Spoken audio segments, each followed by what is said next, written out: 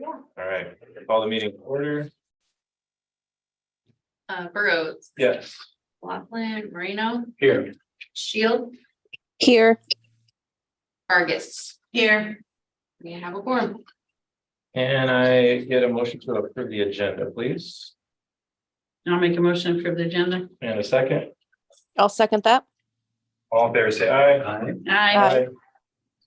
Communication and visitors. I don't believe we have any at this time, so we'll go ahead and move on to central administration. One fundraising request for high school volleyball, their pink out night, recommend to approve as presented. Are they doing raffle tickets or something? Is that what we're approving, or I guess they didn't know? Selling shirts. They Just sell on shirts shirts? and Okay. then they do like a silent, Auction. Oh, so we're approving all of that Sell stuff. auction or raffle, I don't know, which Okay. at the game and then. Ice cream. dinner, ice Yeah. cream, but Okay. yeah. Okay. Well, see there, we just promoted all their stuff they're doing. Big night. Don't miss it. All right, can I get a motion to approve the fundraising request, please? I'll make a motion. And a second? I'll second. All in favor, say aye. Aye. Carries. And this one overnight trip to review, FFA Nationals, October 31st through November 4th, approximately 30 students. For the National FFA Convention. Nice.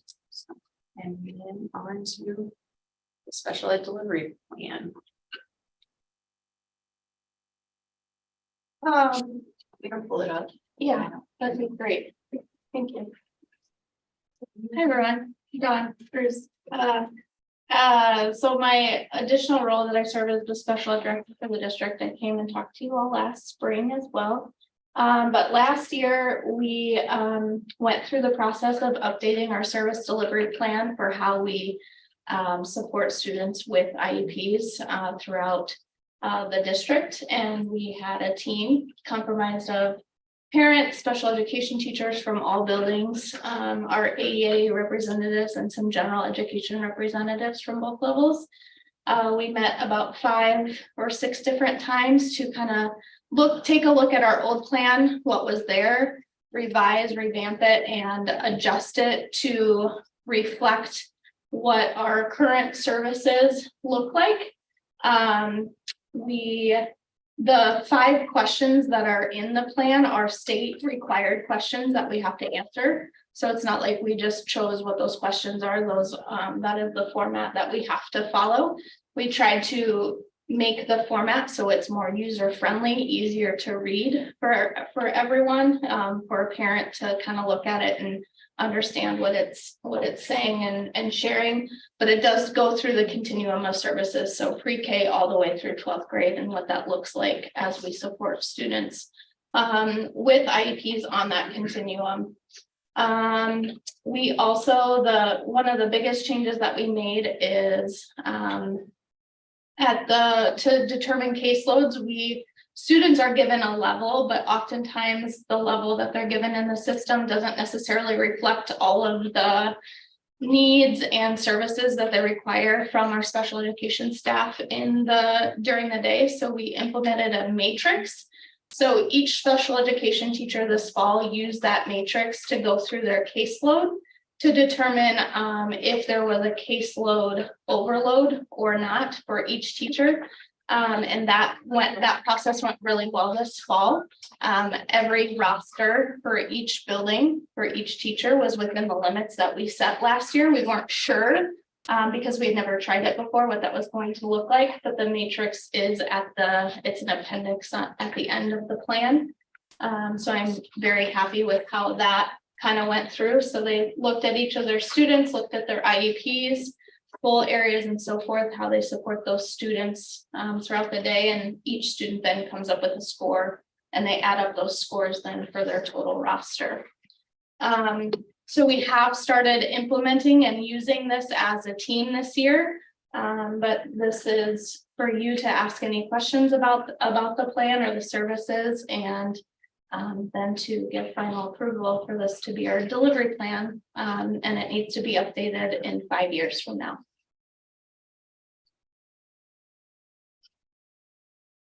Where is this at in our packet? Like, I don't remember seeing the names and everything of everybody. Where, which, what's it under? The names of the team are on page 2. Maybe I got the wrong thing pulled up. What's it called? 4C should be.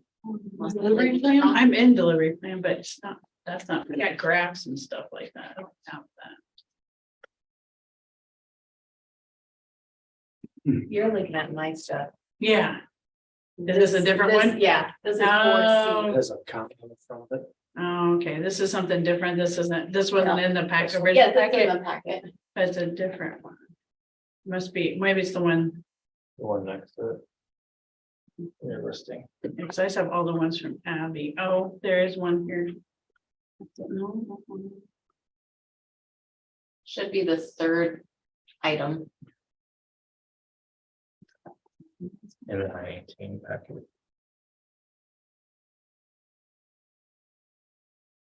okay, maybe it's- I have a question. Yeah. So I'm looking at the matrix and Yep. you can see these points and stuff. Yep. Can you like share how many students have IEPs?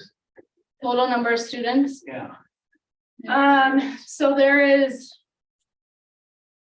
I should know the whole number off the top of my head. There's 49 at the elementary, about 45 to 49 at both the middle school and high school, and about 19 at the ELC.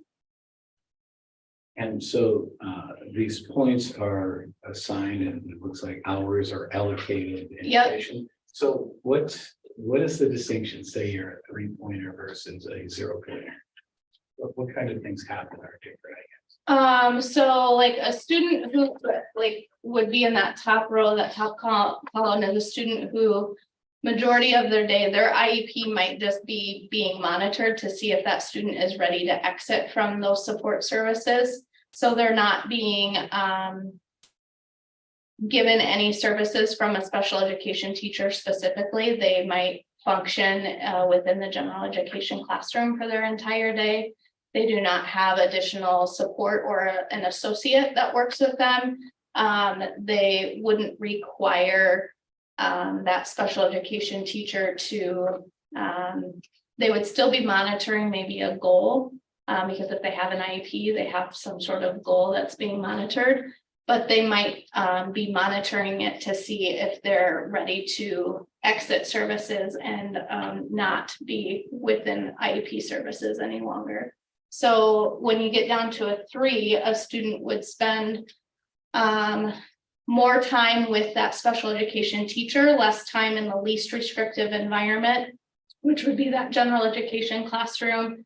They would have multiple goal areas, so you would be thinking reading, math, writing, and adaptive behavior or behavior as goals there.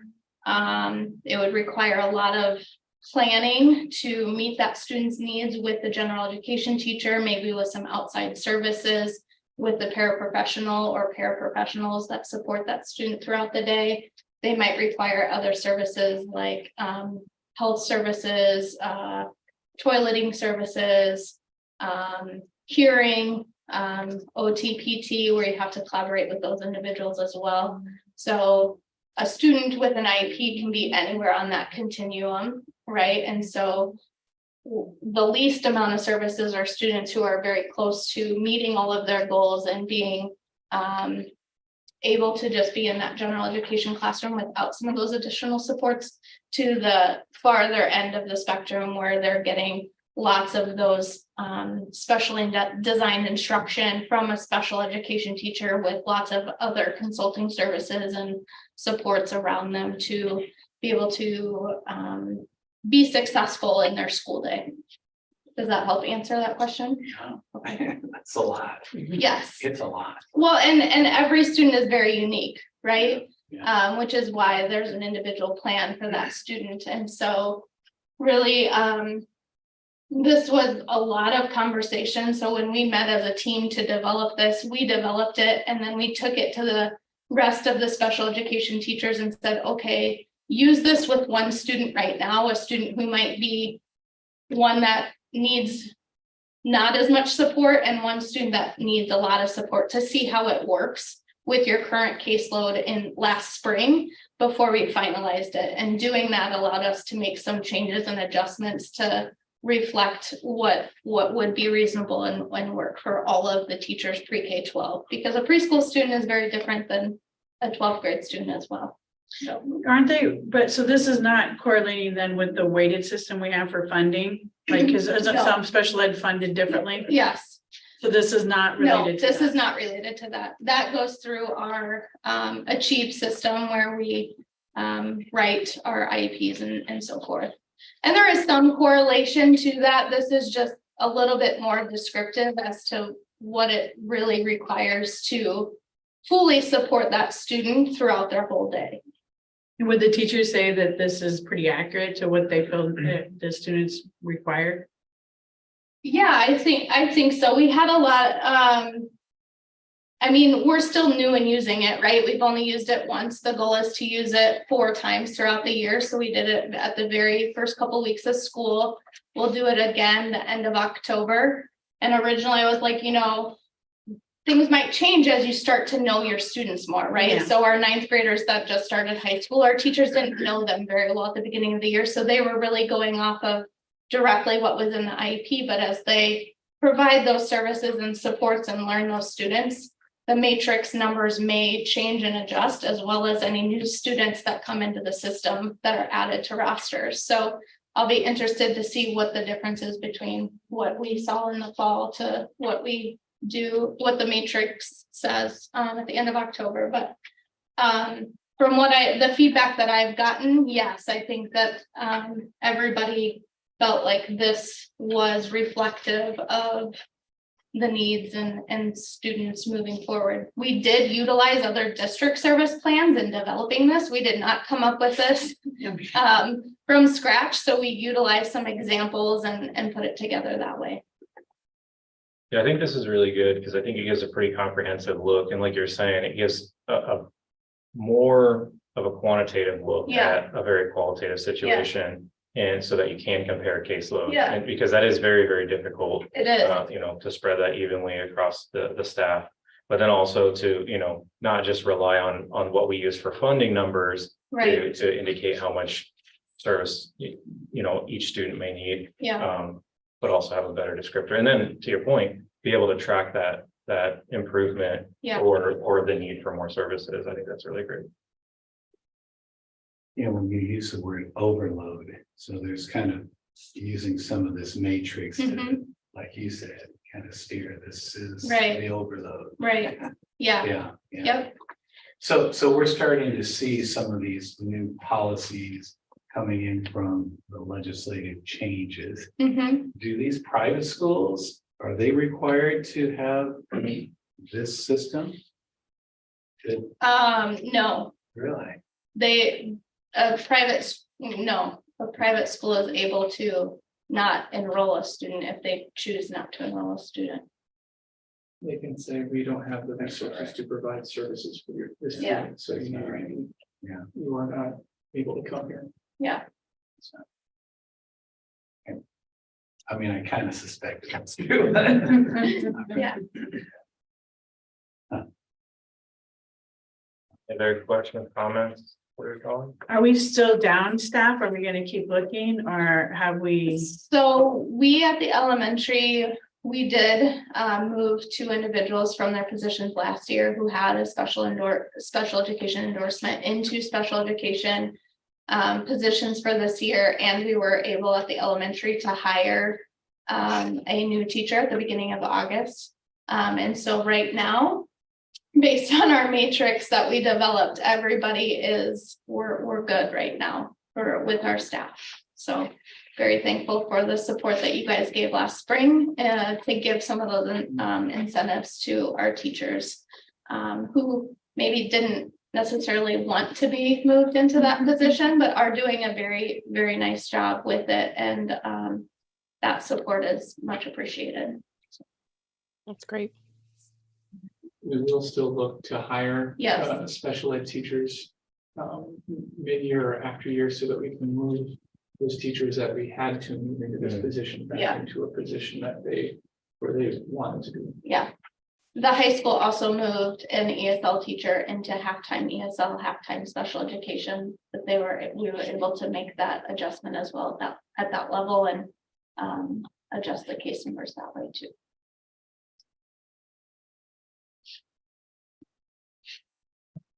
Anything else? No, very good. Okay, thank you. Thank you. Thanks, Phil. Yeah. So the request is that we make a motion to approve the delivery plan as presented. I'll move for approval of the delivery plan as presented. And a second? I'll second that. I was gonna wait for her, but she does say it, so You yeah. did it quick.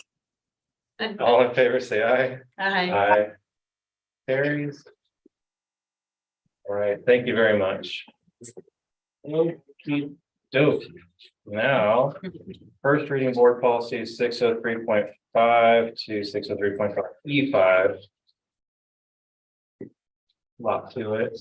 I'll jump out in front and probably cut off the knees here. And this all comes from a lot of legislation that's passed. And a lot of this stuff, I think maybe everything comes exactly from IASB as they provided guidance for these.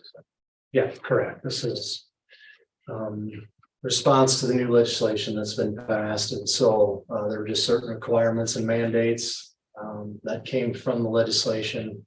And so ISB, SAI, or SAI, and then of course the school attorneys have been working to then update, interpret legislation, and then update policies to hopefully reflect those changes in that legislation. And then from that has come some mandatory policies or some recommended policies. And so this first one here, you can tell it's a mandatory policy, objection to materials. So we're just working to get our policies up to date and up to speed with the current changes. And I think to piggyback on that, it's not just our lawyers looking at this. It's literally everybody in the state of Iowa is trying to figure this out. Correct. So I don't know. I just don't want people thinking we're doing some sort of gung ho mission here. It's literally, I mean, everybody's trying to figure it out because it is kind of a big switch and a lot of content in that file. So Yeah, correct. And probably one of the biggest changes in this is like for the reconsideration materials. Is just the removal of a student from the committee. Should a request for materials review come up, you can no longer have a student, even if they're a senior, whatever age level, be part of that committee. they can't weigh in on it. Correct.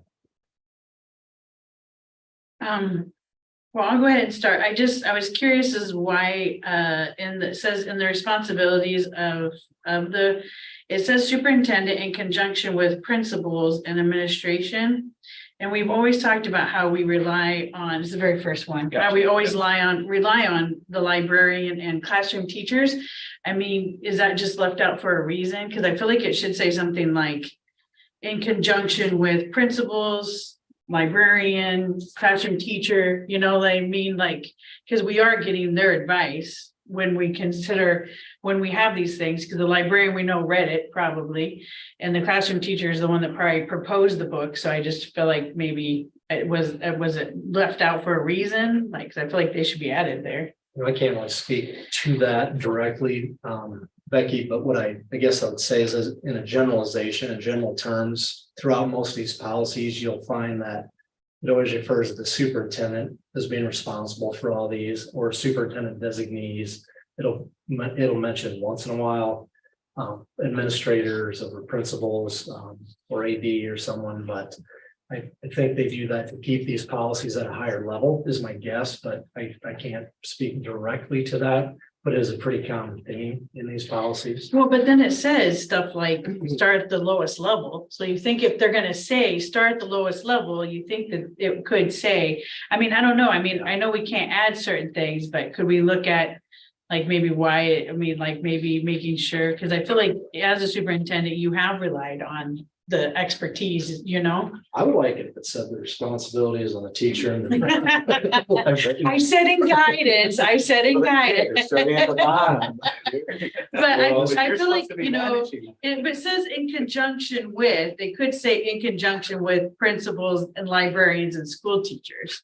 That's So- all I was wondering with it, if we could add their names to the list of people in conjunction, even though it does all fall into you. I don't disagree. I think that'd be okay. I think one reason that they lean on the soup for that one in particular, Sean, we kind of talked about this earlier today.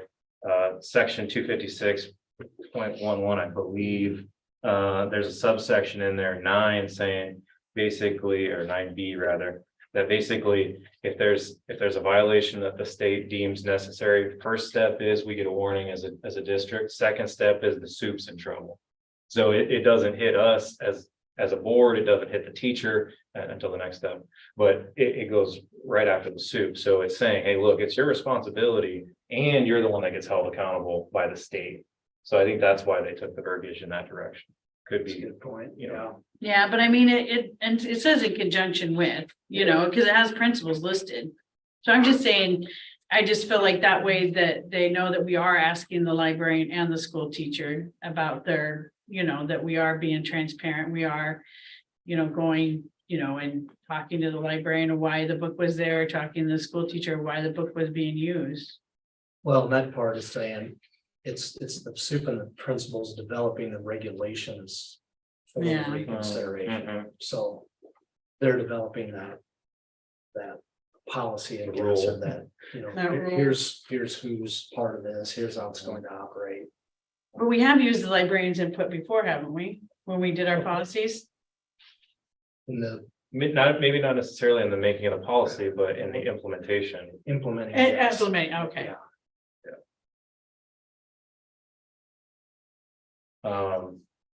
Yes, going further, we'll just go in order, if you don't mind. Sure. Third paragraph, there's a typo, we'll fix that, but it's gonna. It's gonna bother me if I didn't bring it up. The next page though, Can we go back to it first? Yeah, of So course. on the bottom, it talks about this is mandatory policy and language, right? Yep. And then it says that the board may edit the policy Yeah. and that, so. Yeah, so it's not, so we could. it's not cut and dry, but Yeah, I'm We just, could do that. yeah, I'm just saying, as our board, we could add, you know, add some things. We're not changing anything. We're Yeah. just making sure we reflect our, Bill is on how your we do it. shoulders, Yeah, we're not denying that. But we could edit. I don't know, jump in, Carla, if you have, where you have anything. all right, so Sorry, Then- get my mute off. No, I agree. I mean, I think to Sean's point, I think it's just, or to most of your guys' points is that, you know, ultimately it's the superintendent who is responsible and accountable, but yet we would still seek guidance, you know, from the libraries and teachers and things like that. But I mean, if we wanted to add that verbiage, I'd be cool with that too. yeah, so I think we'll look to see what we can make that look like. And then Yeah. provide that on. So page 1 of 5 would be the next page in. The first paragraph there, basically it goes on to say that we acknowledge that there could be error. We make mistakes, humans, so on and so forth. I think that's a little bit too, I think it goes a little too far personally. So I have a red line and basically removing fact that we acknowledge that there could be errors, if that's inherent, in my opinion. But basically saying that, you know, materials could warrant review at some point in time in the future, things change, you know, societal ideologies change. There's probably some way to craft that nicely, but basically saying, look, things change over time, we get that, but that doesn't mean we made a mistake. That doesn't mean, you know, all that kind of stuff. And we do make mistakes, but I don't think that it's necessary to put that out there ahead of time, in my opinion. I just thought the wording just sounded, it just reads as harsh and like more a little political than it needed to. It just seemed to, that need to say. I mean, it just could have been worded as school employees regularly grant number of reviews and sections, just seemed like an added. Yeah, we review the materials. I mean, that's Yeah. kind of simple. And they're basically saying that now we have, that, you know, raise objections that this is how you're gonna do it. Right, Yeah, so. so maybe we can get with Brett and see how we might craft that, Sean. Yeah. Yep, you know, Yep, obviously absolutely. we'll have a red line version of this, you know, but no, we'll approach that with him. That way we can make sure we have appropriate verbiage on that. Correct. Anybody have anything else on that first page, 105? I don't. So the second page is pretty much just all redacted or removed, you know, we're just cutting everything out of that section and rehashing how to go about the request for reconsideration. The only problem I think that I had was in section 6 and 7, under the request for reconsideration. It says, it changes it to 5 school days versus 5 business days. My only concern is summer. You know, we'd have to wait all of summer to hit a school day in order to enact some of these changes or to review these things. It really widens the timeline over the summer. So I think that we could either craft that back to business days or, you know, add some sort of rider that says no longer than so on, you know, the summer's a long time, so. Anything from anybody else on that? So the committee though is, I mean, since we can't have a high schooler have opinions about their own books, but, I mean, does it talk about other people? I mean, it doesn't say it just could be NU 5 appointed by the superintendent then? But so it does detail that out. It does, yeah. Shoot, where's that? That says on the other part, it says one member has to be administration team. One has to be a teacher librarian, one has to be licensed. And then 6, okay, it just says 6 members of, Basically the 6 same, members, it's the same. just without the student. Yes, Okay. correct. Yeah. Although, I guess we're jumping ahead a touch, but that's okay. But basically, I guess one thing we would have to look for, Sean, is that these certain things are designated annually. Some are designated annually as the board as needed. So the board wouldn't necessarily have to come out front, you know, at the start of the year and say, these are our designees. But it seems like we would have to have the other 3 categories designated at a particular time. I think we could probably pick when that is. We But always, they would have to, It says appointed annually. Yeah, it says as- appointed on it is needed. If you look- yeah, Yeah, it but says 3 but- members from the. But number community. one licensed employee designated annual, oh, okay, that We one do does have- say as needed.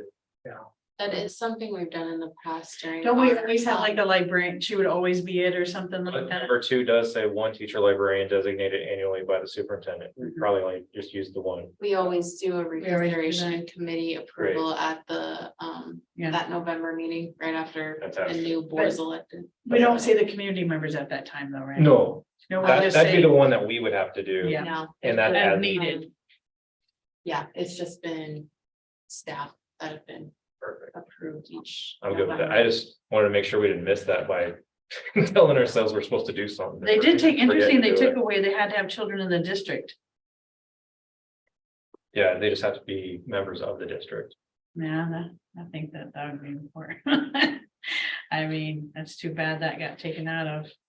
I do, It should be, I mean, it should be people in the, I mean, it should be people with kids in the district and maybe an alumni since they can't be high schoolers. Recent alumni. so I think my personal opinion, not to gloss over, sorry. My personal opinion is that anybody in the district should be able to, because I had the first knee jerk, like, hey, you should have to have like some skin in the game per se. But the district does have such an impact on the community that I could see the value of keeping that open to anybody in the community. As long as they're within the district, right? Because they have a vested interest, so. Yeah, but I mean, if you're talking about, you know, if the whole idea of a book being banned from libraries because it affects children, you think you should have a child and. Because otherwise, I mean. I don't know. You know, it's just like you could get. I mean, is that part of this that we can't have, that they can't? I don't. being believe so. children, or is that just something that that was just taken out just because? I don't believe so, but I'll have to dig a little deeper through 496 to kind of, I'll look into that and see. Does anyone else have an opinion?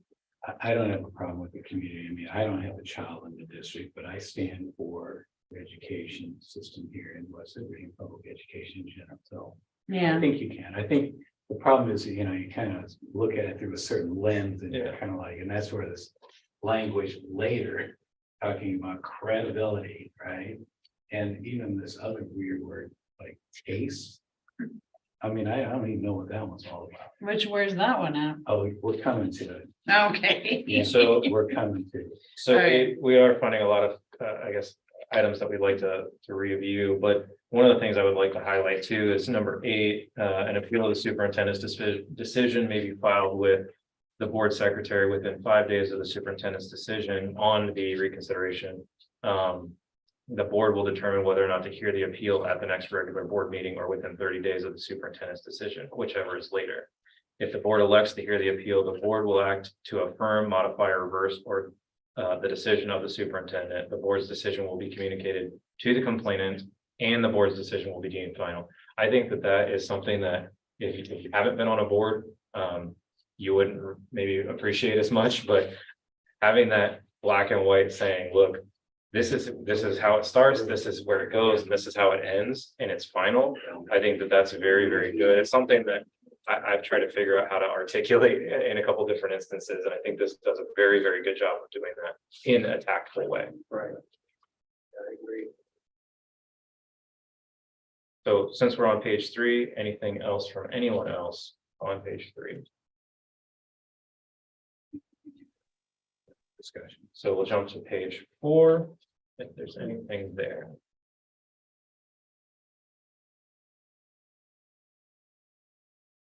Basically, that's just giving the details of how the committee. Yeah, we did talk about this one, right? That it had the sections, is this the same one or that's a different one? Nope, that's on the previous page. We can talk about that if you need to. No, mine was just the Oh, same thing yeah. over again, the high schooler. Then so basically, page 3 tells the composition of the committee. Page 4 talks about the way that they operate. So the rules for doing that, which is great. Again, outlining how this is supposed to work is going to help people that are not super familiar with it going into it. So, and I think it does a really great job later on detailing that out too. Page 5, anything from anyone? Well, that's the most critical component of the reconciliation process is establishing maintenance of the committee's credibility in the community. It's kind of weird. And then later on, that thing about taste. It's like the committee will listen to the views of all interested persons before making recommendations, deliberating recommendations. The committee should remember that the school system Oh, this page, yes, must be that page. responsive to the Yes. needs, tastes, and opinions. So it's kind of like. Yeah. You get like a blanket to go somewhere. And it's okay, but then you have to have credibility, you know, what does that mean? How do you define that? I think it had a lot to it, like making it, people, their opinions welcome, and I don't know, I've been on reconsiderations committees before, and I never felt like anyone didn't feel welcome on it. I mean, we've sat through 2 or 3 and people, people commented, didn't comment, they have meetings. I don't know, I feel like it's just kind of they did something that was obvious that you would be welcoming. Yeah, I kept thinking there was something in here too about whoever brings these complaints up, you can't make them feel bad or. Yeah, that's in here too. Yeah, so that's kind of the same like credibility and it's just like. I found that tasting. Seems slanted, yeah, Yeah, it does seem slanted. yeah, and maybe that's the lesson. You can't see that thing where you can't make them feel bad, but. It's on the It says, majority viewpoint expressed one of must two, feel welcome. Yeah. how do we- second to bottom. How do you do that, right? Yeah. You got social media, come on. Yeah, and I don't know that when I sat on them, I felt like that was a problem, like, you know what I mean, when we had them. I mean, I guess that was the past, but there wasn't a problem. Yeah, you're right. It's just an interesting word. No, I'm just saying that, that's why I feel like you don't have to word it, because I don't feel, but that's. So is there, are we thinking that there should be some sort of change to that segment? And that's paragraph 4, 3. And we could take case out. I don't get that, you know, unless there's a different word that makes more Thank you. sense. In the very last paragraph on that. Here, page. oral presentation from the complaint to the committee to expand and elaborate. And you may listen to the complaint.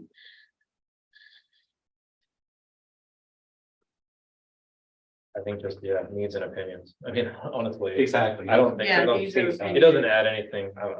I'd be totally cool Yeah, it's not a with single. mixing the word taste. That's Yeah. fine. Yeah, it keeps saying it over and over, you create a calm and nonviolent. Yeah, which I, Seems like I get, but I don't know get how it. many times you had to say it. so, sorry, go ahead, Carla. Oh, nothing. I was just agreeing. I'm not me to read it. Yeah, say it. No Oh, comment. The needs, I see it down here, the school system must be respectful to the needs, tastes, Mhm. and opinions of the community it serves. Yeah. I could just say respectful of the community that it serves. Yeah, that'd be fine. Take all 3 out. Well, I think the needs and opinions aspect kind of hones in, not just, I think being it's stated respectful, in the other. being part. respectful and being respectful to what they need in their opinions is kind of a little bit different. In my opinion. You can Make sure define it. The other, Yeah. I'm not sure Right. what that's all about. Right. So I guess one thing that I was looking at, paragraph 3, I think that so it ends with basically indicating the errors component again, saying that, we do make Right. mistakes, and I get that, but also I think that we can craft something in there that basically does articulate societal expectations change as time goes on, and that is generally the driver, and not necessarily that our staff is making mistakes left and right or whatever. Well, yeah, because it comes out, I mean, the two that I would say that would have the most knowledge about the books would be the teachers and the librarian, so.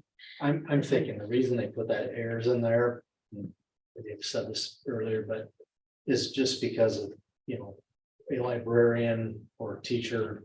If thousands of books to review, and they're trying to catch them all, but it, there could be a book that gets left on a shelf with something that maybe falls into this area. I think they're trying to protect the staff, saying, hey, there could be an error here, it could happen that we miss Yeah. something. There. We want everybody to understand that. And we're not gonna allow you to then go to BOE and make a formal complaint over a slight error here, or, someone's judgment or just a disagreement or just something that maybe was left on the shelf there. And that's I think, just in the meetings I've been in and the conversations I've heard, I'm guessing that's why they have put that in there kind of strongly to indicate that, look, you don't come at a teacher, in May and say, hey, this book has this paragraph, I want your license, you deliberately left this there and you're just intentionally teaching this. I think they're saying, no, folks, there could be an error that comes about, something could happen where we miss a sentence in a book or a paragraph in a book, and that's why we have this committee to review and to look at those things. And so that we're not going after and attacking an individual librarian or teacher, but yet, we're using some discretion and within this process. I like that interpretation. Yeah. Yeah, I mean, it could read something like, in faith effort, librarians and school employees regularly read books and review them, but errors can be made. But like in good faith effort, they have read the books and have done their due diligence, just that some people might see things differently than how, the interpretations could occur than saying that, like, I guess it's kind of how I just like to read, say that, they had done their due diligence when they had gotten the books. It's not like they just pulled up books from nowhere. They had done their due diligence. They had found books that kids would want, and that there could be some different views, but they had done their due diligence and they were reviewed. But that you know, that someone else could have a different interpretation of it. Type thing, instead of maybe errors, like a different interpretation is possible, and that's why we have a review system now.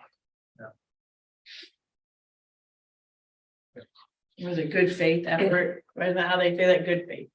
Good faith effort, the teachers had made a good faith effort. Cause I get, yeah, you don't want them to, cause yeah, a lot of things are. Comes out. Anything else on page 1 and 2 for 603.5E1? So page 2, I think the thing that I liked about this was the fact that it reiterates, look, at the end of the day, this committee is here to say, is this material appropriate for its designated audience at this time? Not, do I like the book? Do I think it tells? No, does it fit what it's supposed to do? And is it appropriate for this age demographic? And I think that's, I mean, just like, you know, on our thing where it says, hey, are we, you know, taking care of students with this? Is staff at, you know, the front of our mind when we're making these policies? I think it's a good reminder to this organization or for this group, look, this is what we're trying to do here. Anything else on that section? And then it just goes into basically the forms, which are pretty similar to the previous forms for reconsideration. Was there any questions, comments, concerns about the reconsideration form? Not for me. I think also, so 603.5E3 is a sample letter to an individual that is challenging these things. I think this is fantastic. It's a great tool for the district to be able to just, I mean, to use. And it's not to be cold about the response, but it's about being consistent. And I think that's really what's most important here is you have a concern, we acknowledge the concern, and that's what this does. And here's how you go about addressing it. That's important. Next section, E4. Basically, I think these are fantastic too, because this is something that's come up as opportunities before, and something that we've heard from other districts even is you can basically elect to have your student in a formal process now, not be able to access certain documentation, books, materials, that kind of stuff. This form as well, the option's been there, this just formalizes the process. Yep. Sure. Yeah, I think that's the best thing to me is just formalizing it and straightening it out so that people have a method forward. So there's a lot, but is there anything else from anybody else on these? All right. Thank you all for your time and diligence on that. We can move from the first reading board policies to fiscal 23 report or the certified annual report. Even more exciting. This is gonna Just go when we hard thought on it couldn't get better. Explain this. This is gonna be hard. Yeah, these are the graphs. Yeah, these are the graphs. Anyway, All right. I so- understand why. yeah, it was like kept showing up every time I kept clicking on it. But yeah, there. All right, so, yeah, each year, we go over the financial report for the previous fiscal year, which runs July to June. It was due on the 15th Friday, so I had all of those submitted in. Auditors will be here next week. And so just kind of reviewing the information from that. So first off, just looking at total revenue sources over the last 5 years. You can see a increase this year, a little under $1 million. I'd say a large part of that, pretty much all of that is related to the ESSER funding. This year, it looked like we were upwards of $1.2 million that we've spent of ESSER funding.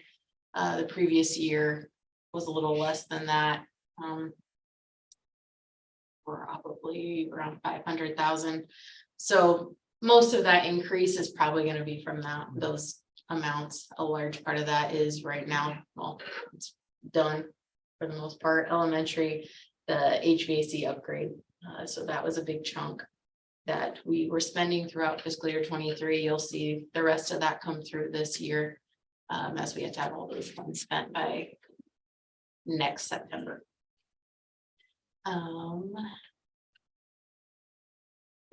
We're on track to do that, right? I mean, Yep, everything's accounted for, budgeted for to spend all that money, so we should not have any issues there. And then looking at our expenses, big increase here. So our increase in revenues was about 4.4%. This is 12.8. Not something that we didn't expect to happen. As that you've heard me say the last couple of years, we've been trying to spend down some fund balance because we have such a large fund balance that we've been carrying forward, but with the extra money that we've had flow in from the federal government, it's been hard to do that. This is where you can kind of see us starting to do that. We had planned to, start to spend that down. So not a huge red flag right here. But our budgeting is, you can kind of see it now. Something we've been trying to do, but has been hard to see. And then general fund, unspent authorized budget and total authority. The bars are the total authority we have to spend. Unspent authorized budget is a percent of that total authority. So the board goal is between 15 and 25%. Obviously, fiscal year 23, you see we're at 36%, but a decrease from last year, which again is planned. We're trying to draw down on that unspent authorized budget after all of the extra federal funding the past few years.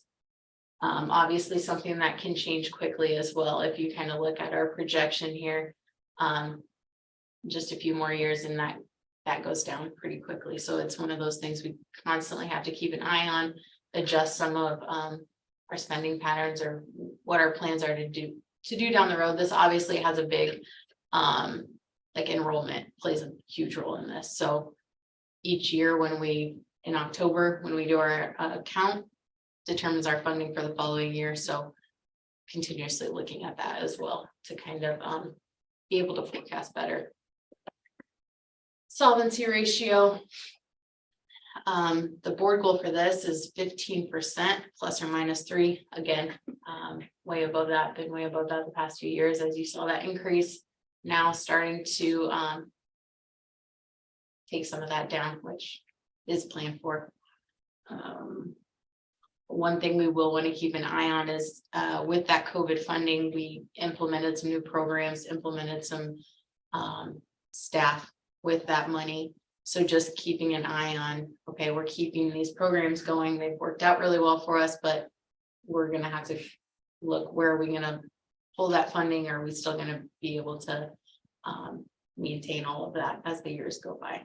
when do you expect we should really watch that closely? I mean, it looked like based on the projection, 5 years or so is kind of the due date of sorts, but I would think maybe not next year, but the year after would Yeah. probably be. Yeah, and yeah, that's something we'll look at, every single year, really. I go to a 5-year projection workshop every fall. Coming up in a couple weeks, once certified accounts are in, and we know our numbers from the previous fiscal year to kind of look at that stuff. And Sean and I discussed that quite a bit of, okay, what if we add this position? How would that compound over the next 5 years? What's that make our unspent authorized budget do? How much does that affect us? Can we do it? Can we not? A lot of those when we're discussing like staffing, can we add this? Can we not add this? We don't want to add a position you're going to have to take away in 2 years kind of thing. So that is something we talk about a lot as we look at budgets this fall.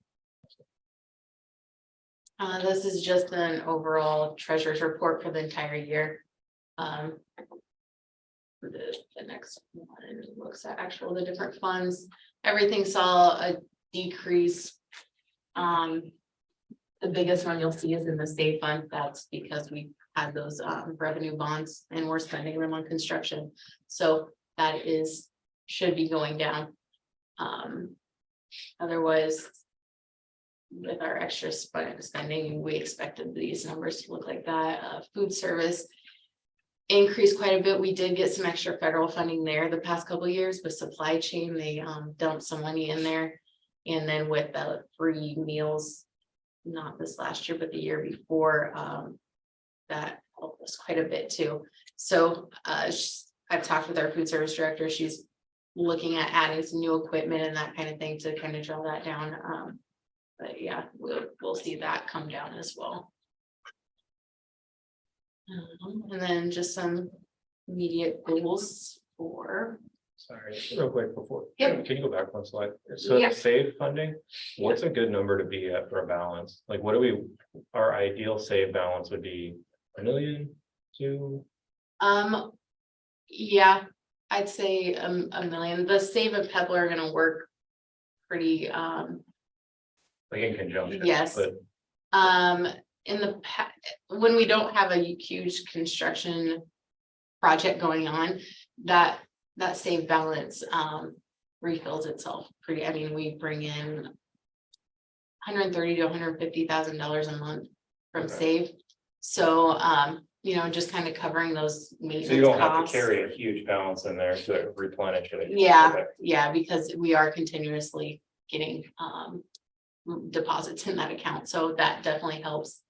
And that is something that obviously the past 2 construction projects we borrowed against, because it is something that it's just a board approval, and it does replenish itself pretty quickly, which is nice. So yeah, anything else? And then, yeah, just some immediate goals. Like I said, continuously review budget and target areas. To look at that solvency and UAB to hit those board goals and be able to stay within those. Capital projects funds, constantly looking at those monthly. I'm looking at those, especially the cash flow of those, as we do finish this project over here, the phase 1. So we're really looking at that, you know, all the time. There are still some large categorical balances remaining. One of those is the TLC funds, as we've kind of changed our plan with. It started off because we didn't have enough staff to fill those positions. So, you know, just working with those, with the principals, with Sean, to really look at our district and what do we want this plan to do for us going forward. We still have coaches at all the buildings, and but just kind of how can we utilize this extra money we carried forward from the last couple of years. You know, monitor budgets and forecast trends, evaluate trends in enrollment. Really hard to do, especially with some of the increase in housing that's coming down the pipeline.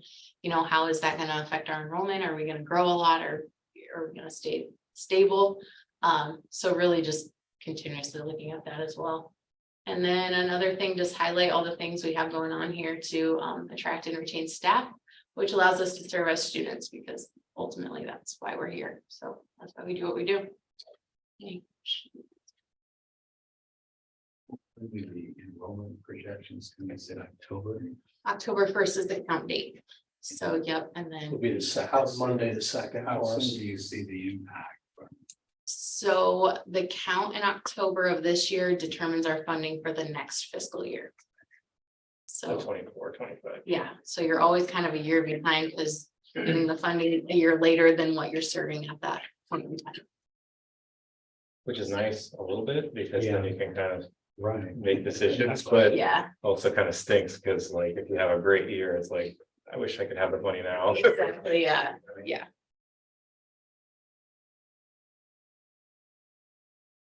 I think the only question I had, Abby, maybe, Yep. do you run like a project spend? So you said that you're tracking the project cost.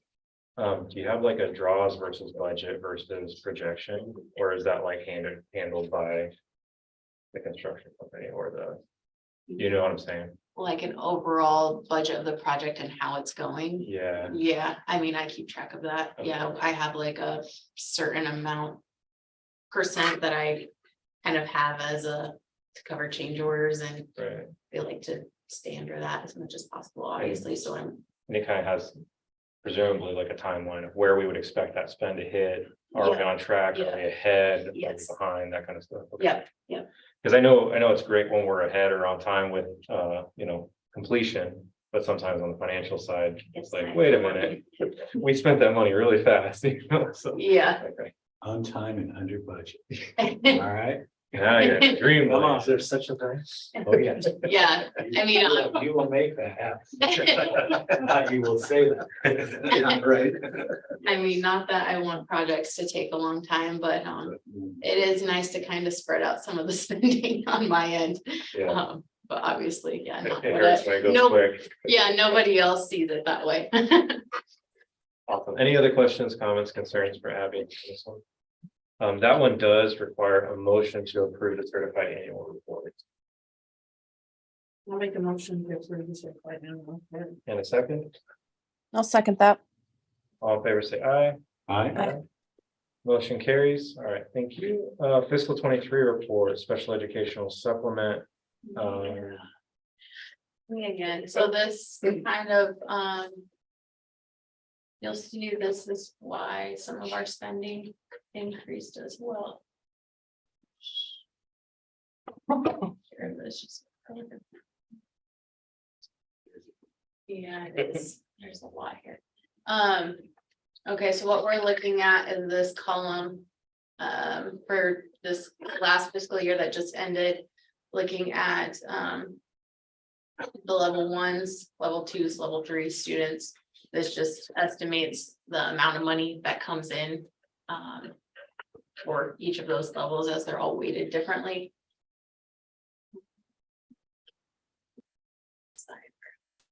Whoops. No, you're fine. Thanks.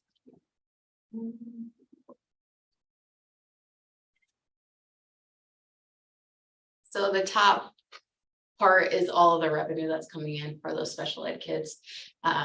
As we kind of going off what Dawn was saying and how they kind of look at it versus how kids are weighted. Obviously, we don't get enough funding to support what these kids really need. I think we all know that. So another reason why they use a matrix, because this funding doesn't always tell very much of the story. So this bottom part is all the expenditures. You can see here the changes. This is for salaries and benefits. I pulled out this amount here, just looking at paras. Fiscal year 22 to fiscal year 23. Salaries in fiscal year 22 for special ed paras were 445,000. This year they were 773,000. So right there. And then benefits 149,000 compared to 255,000. So looking at those amounts, we increased para spend $434,000 to serve these kids. So that's a large part of the increase in expenses. So in the past couple of years, we've actually had a surplus in special ed funds, which is not a normal thing to have. But just with our lack of staff, haven't been able to, support kids like we would want to. So this year we actually had a deficit of 431,000, well, 532,000, but then we had a carryover. So a deficit of $432,000 in special ed. Not something that is awful. That means we're serving kids better. That means we're able to staff better than we have been the past few years. We've also seen an increase in IEPs that we don't see the funding for until the next year, like we were talking about, that lags. So that is a big part of what hurts when you don't get the funding for another year. So special ed is something that if we have a deficit, they will give us a spending authority to spend because it's one of those categories that they allow that. So yes, we had a deficit. This next thing on the agenda you'll see is our request to get supplemental aid to fill that gap. Next year, these next ones are just like projections for next year. This will be able to project better once we have the special account dates, usually the end of October, middle of October. Does this count like 3-year-old or like young kids, because we don't get do we get? So we don't get state funding for 3-year-olds, or we do because they're special ed. We do get state funding for 3-year-olds with IEPs. The only problem is those sometimes are 2-year, we don't get funding sometimes for 2 years because they come in partway through the year, they miss that count date, you're not getting funding for them Okay. that year. Or because they So- could turn 3 halfway through the year and we take them as soon as they turn 3, Yep, we but have we're to not take gonna them. get the money for them. Yep, they're not gonna be counted in that fall date. It'll take to the next one, then it'll take a year to. So that's something, as we've seen, a large increase in those 3-year-old IEPs. Couple of years down the road and you'll start to see those numbers go up as far as like number of kids with IEPs. And then our revenues will, catch up a little bit. But obviously the expenses are always more than what they give us. So not uncommon to have a deficit in special ed. Very few districts. I was just gonna say though, so once they're 3-year-old, are they always gonna come in as a heavy, like a bigger weighted because they're so little, like, because they're more needs, or are they gonna be weighted? It's always weighted. It's A just different level 1, level 2, level 3. Even if they're, because at 3, you just assume because they're gonna need a parent and everything like that because they're so young. Yeah, it But doesn't. that's not how it comes in. No, Just depends on their unfortunately. need. Their good areas, the sport thing. So they could easily come in without money for a parent. Oh, yeah, Yeah, yeah. absolutely. All of the 3-year-old, that came in last year, they weren't. Every child with one-on-one, you lose money on. Oh, yeah. The extra funding you get, the weighted funding doesn't carry the costs, benefits, et cetera. And that doesn't even take into consideration the teacher, so, yeah, it's always something that, very few districts have a surplus in special ed. Like I said, the reason we did for a couple of years is because we didn't have staff. Now we're able to, I feel like, I've been able to hire paras. And keep them more often, and like they said, we're fully staffed with special ed too right now. So. Obviously, that's the biggest part of our spending is people, so when those are fully staffed, you'll like to see that. Well, I think it's a good call out that, yeah, this year we increased 41% in salaries, but going forward, it looks like a more flat. We kind of fixed, both in staffing levels, but then also in compensation. Yeah. In an appropriate way. Yep, we should see more of a gradual increase in those as we move forward.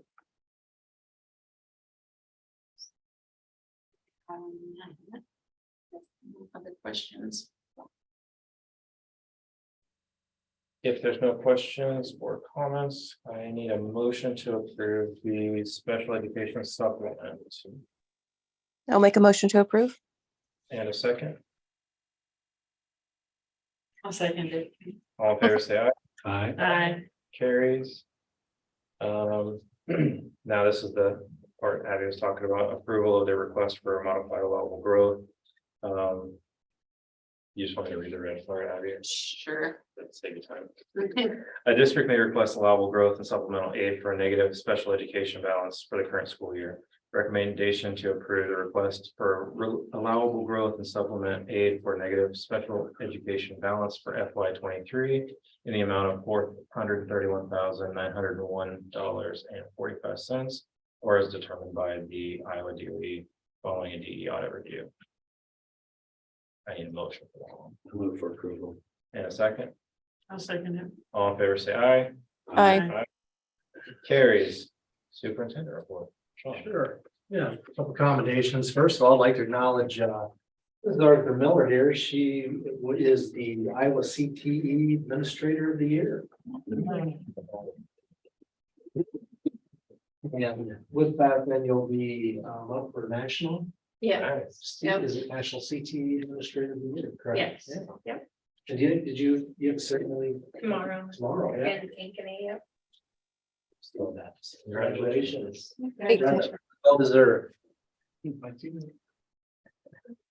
Also, congratulations to our high school varsity girls volleyball team. They won their home tournament this past Saturday, and I think that's their third tournament that they have won this season. So they're having some solid success. So congratulations, ladies. They play again here tomorrow night against West Branch. So come out and cheer them on if you have a chance. They're fun to watch. We have some other upcoming events. We've scheduled an open house for the new ELC building and kindergarten remodel area of the elementary school for Monday, October 23rd at 6 p.m. There will be a ribbon cutting and a short presentation, followed by an opportunity to walk through the new classrooms. The new classrooms and new areas that are fully functional have been used since the start of school. So it's just great to see those buildings turning into classrooms with energetic students and learning going on. It's neat to see. Teachers have done a great job getting those classrooms ready to go for the start of the year. And it was amazing how quickly they just got them all set up and ready to go, and look like they've been there for a while. Next week is homecoming week, so stay tuned to our district website and social media for a list of specific events related to homecoming. We'll get that out as soon as we can. This is always a very exciting time of the year for our students and staff. I believe we're playing Northeast for that game, so that's next week. See, we have this week, I guess, kind of jumping around here. We have our SIAC meeting. That's at 6 o'clock here in this boardroom. We'll be sharing the progress of our communications committee, and we'll work with the group of communications committee members, administrators, and then parents that are serving on the committee, just to discuss what the communication has been doing, what they've been implementing, and then receive feedback and ideas from the group as to how we can just improve overall our social media, website, communications, etc. That is at 6 p.m. Wednesday. Are you on it? I'm not, but can I Becky attend? is. And yeah, you could attend, sure. Yeah, Becky is being on it, and you're welcome to be on it, so. Yeah, we can have two. Yeah. Let You know me, Ed. Let me cogitate. We'll have a chair for you. Yeah. Moreno. Well, I did take it, I was on it with Ed before, and he Yeah. continued on, so I stepped down, so I was like, I can probably take one for the team this time. He did it Yeah, we've been before. on it together. We've been on it before. You bet. We appreciate it. Let's see. And then, as we talked about earlier, we're just continuing to work on our updating our policies to reflect the new legislation. We'll review the mandatory policies list along with other recommended updates to make sure we are in compliance and we are following the law. As more guidance from the Department of Ed comes out and from our school attorneys, we will continue to review and update accordingly. Just keep posted on those things as they come out. Athletic complex, soccer and football field. If you've been by there, you can see they're completed. It looks great. We are doing a final punch list walkthrough of the field with Snyder Thursday, I believe. They'll be out here. And so I don't know. I'm not sure what that really entails. They've done a compression test to make sure the You put on soccer shoes and you run. yeah, right. If you don't fall, it's good. Don't have to pull up. Run sprints. Right. Depends who's running. That Right? explains why you took Friday off. Yeah. So yeah, so it easily passed the compression test, I believe. Lee said that was good to go, and so then they'll just come out and check on I guess everything else, all the other little intricacies of the turf field. The turf crew was here today, and they're starting to work on the softball field, prepping that, and then we should, I don't know, I've been by there late this afternoon, so I don't know if they have any carpet laid or not, but we should see that real pretty quickly. So I believe they'll be here for the next 2.5 weeks. I believe they might have to pull off for another job, then they'll come back and then finish the baseball field. And let's see, reminder for the board, we have our closed session with our attorney to discuss the old ELC property. And that is Tuesday, the 26th at 6 o'clock. That'll be a Zoom meeting. You're welcome to come here. We can Zoom in from this room or from wherever you want to Zoom, but just let me know when we can have this room set up. That's your preference. And then I believe, as we alluded to earlier, certified enrollment is right around the corner. So the secretaries will be working with Mrs. Cruz, McCara, to work on the certified enrollment, and that official date is the 1st, but then that's on weekends, so it'll be Monday the 2nd. So whatever we have enrolled here, whomever we have enrolled here on Monday the 2nd is our certified enrollment. A lot of work goes into that. There's just a lot of categorical weighting there, and you have your dual enrolled students and so forth. So there's a lot of little things for the secretaries and care to get straight, to put all together. So we'll report on that then. I believe that'd be our next board meeting. That's all I have.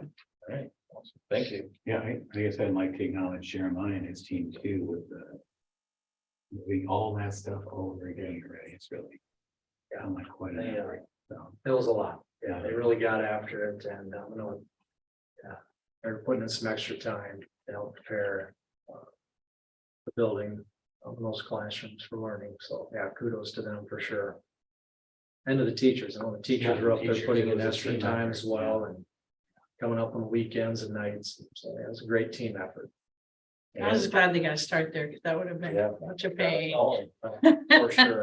For sure. I mean, it's one thing for like middle school, when we're in the cafeteria, but middle schoolers aren't as, I mean, child, 3-year-olds, 4-year-olds, they have a lot of equipment. So much training, They so many got so much routines to go stuff. through, and It's all new for them, and then you have to switch it up. in the Yeah, building. so I was just Right. glad they got to start. yes.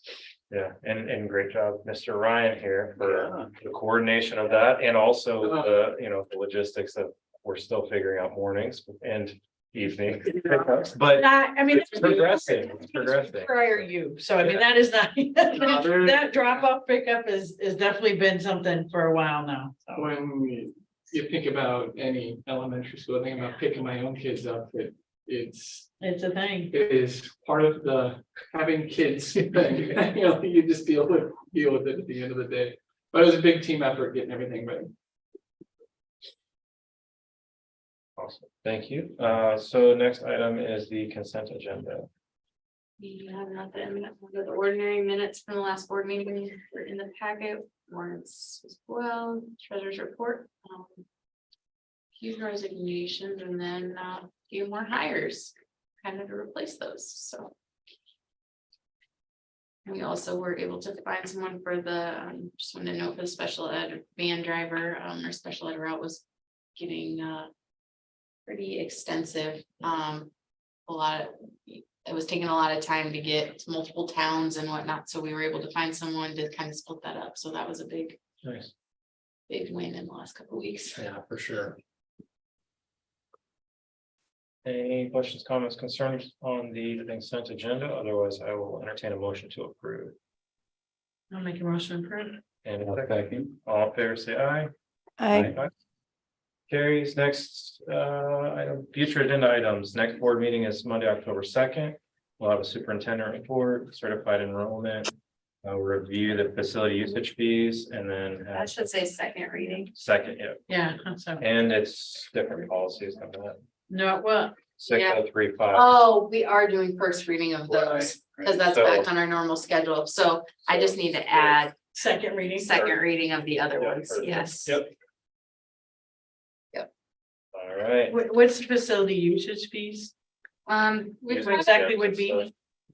But that's like for people to rent the gym and different things, so that would be Adam. Mr. Lirio would be the one that I'd be working with on that. We've kind of pushed it off just with all of this going on, kind of to decide. Does it need to How, change? yeah, Or we're how gonna does it probably need to change some things and how are we gonna change it? And, what's that look like? And we look So- at it annually anyway. Yep, But. yep.